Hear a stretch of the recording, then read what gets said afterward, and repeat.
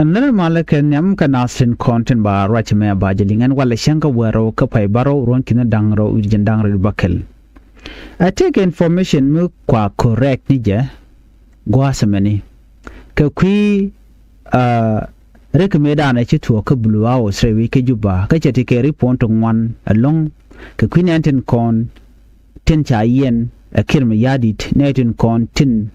lagan wari katika bon kuma SPLIO fin vice president Dr. Macha dia je chirunen to wan cha information cha je batene to wan ti dira long no gwad me de report me dia linko dong dere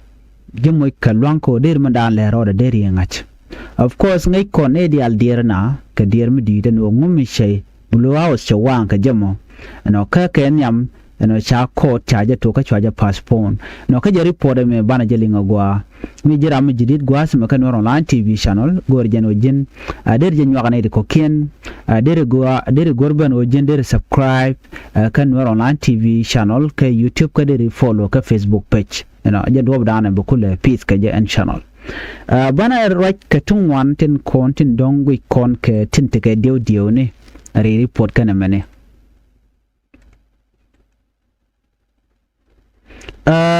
kenyam ngai kon dia kon lat Carodian bako right ke tai dane tuo ke ko bi duela mo shal bulu awo so ke duel National Security Service Center ke duela dane na amala na la ka yan ke tin ke jen gwadan la ne tun wala yan ke tin duel mo che jenya long and bulu aso mon gor jeno bana man le roda bana jelinkel ko gor kono bu kontin kon to bana ka ngach kenyam ngai kone gwan one ne ne ke chenge dan e chala no ba luk ba jakap ki ba luk ba jala te kan wane charen lat no kan de charen lato cha dot ne tungwan cha kan ne reide no te ke lat Carodian ajen ma die ne tungwan ke je adu no te ke ne timo te che barar ke chilat no ne ka shenge dan me ba luk ba je ko le lat te ke tungwan me bi ti chitu ko kore da chana information me chan je calling kenyam baran je to ga mat bu kono kula ngaje no ngum chitu ke ngum chore lat koran gore je no be tok be janga ka be do dan to ngwana je be ngayo ban je ban ye kulo kan amen information ko na chala no chitu bu kono kulo weje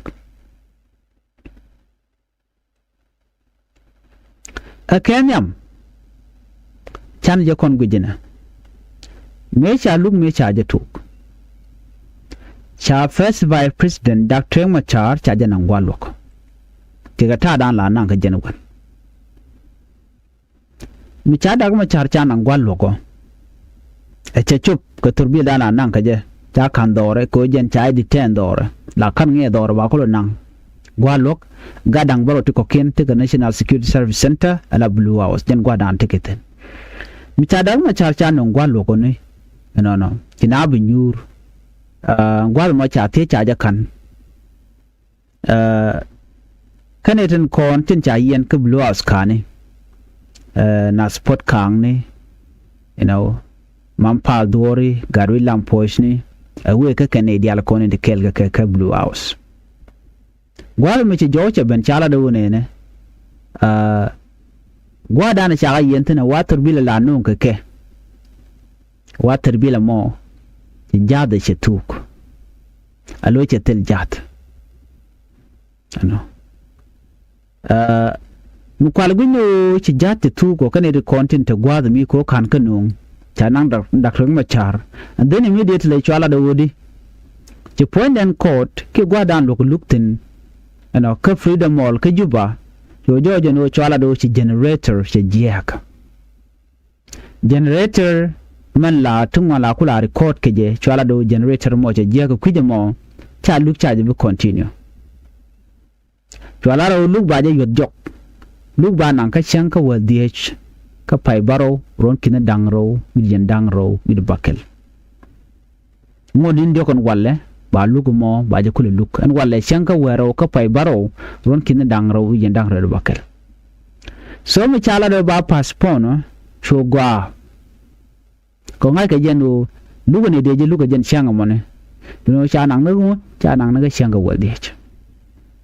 Jadi ke condition dangro chan nene tema. Kan ga de kan kunung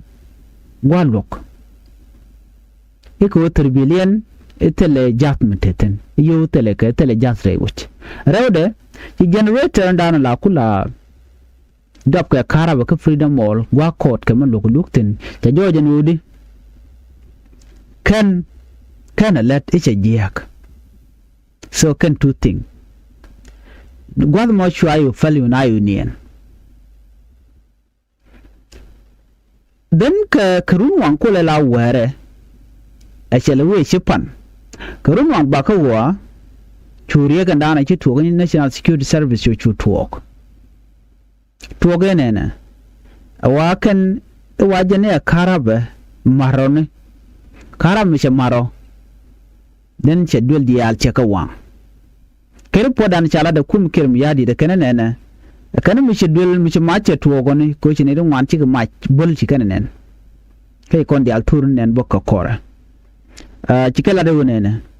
Chane tin kone cha yende te Blue House ko chinati ka dier kane te kondi la prisoner just feel ayo ko te greti jen. Chukala da wunene ne ti cha ke evacuate cha ka nang gwara dien. Cha ka nang rejemi akan building kana ne wang ne tuk de je chwana chwa ko wuch. Chikala no tin goto kone chi wang ke muktab ne jendan te ke ke jendan lat kana. Chwa journalist ni karun wang chwa ga jawu ten chukan turun konen kon ke chukan kulo wonen chukan ka weekend di alam dan le ro chikon di alen no Blue House reide che wang already then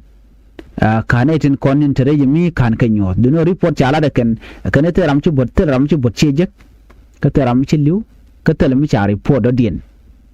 chala ne jenu endwar ba investigate ke ba tara ba je gor duwa badana togeje ke togede ke ngutogo mo kaji kona ngachi ni ke nyam ka changdo dien kona ngaji no chala no ke ne tele ke jat kane te kona te Blue House anyok chukon bling no nene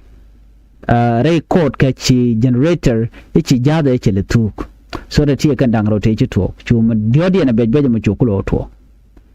so na me jena na chila da kane tel mlarik. So me live kon de kon chang wal diech ka pai baro de kon live amen mi chik ben ka court gwadana ba luk ba lukten but kon we ka version and ana shaling ka shal nen ka ra dien michelat chikon di ala ngajino she chawa chajalat aden twang of course shela de unene ajene ka tuk tiang edane she maj me she ka amin ka runwang mi chma che bolo ka Blue House wa sha ambulance ndi chugo die sha kanen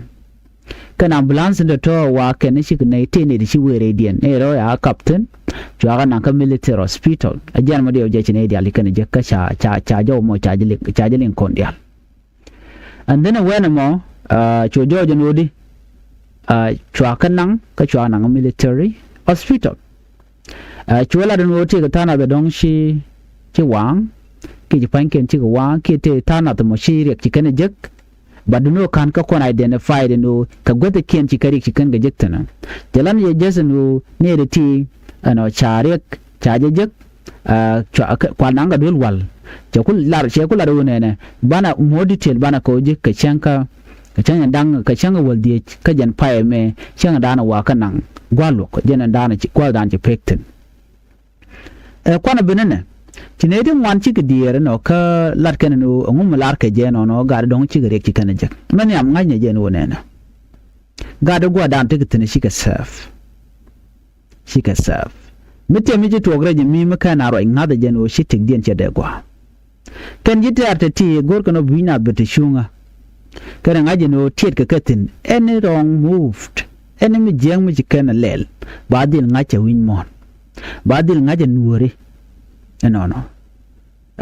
anyok ne to taken information ni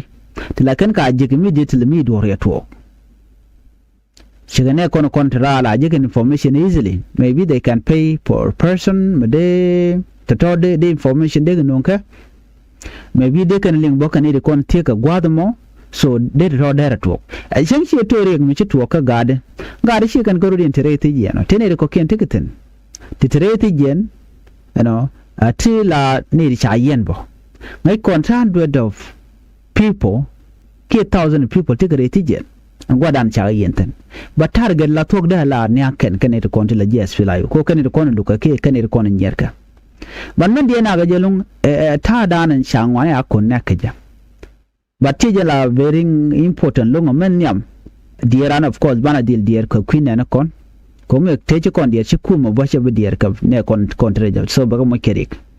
ano bina be shunka ajenda na gor ken je ko bana ikul ngaje no wona ide ta na ngai kan mandana tuok chit ka ne kon la roi ngai kan kon tin kon tuok ngai kan wona de huna ne all those things they have all the information tana ling kuda bana ling ka so more information ka accurate but mishi ben ka dong ne de chi liuke chi ka tena ajala verification la jagoro bade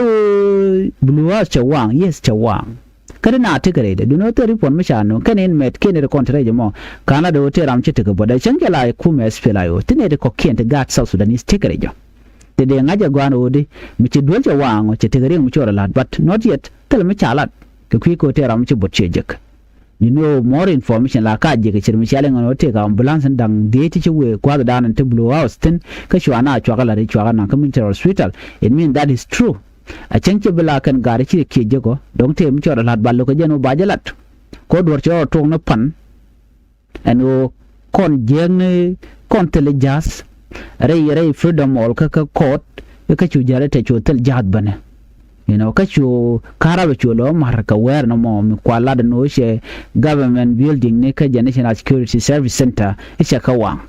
ka chala do kan ne to te gwadin but we seen and gwadan le shi yes dong da la mutam batan shi mutam ne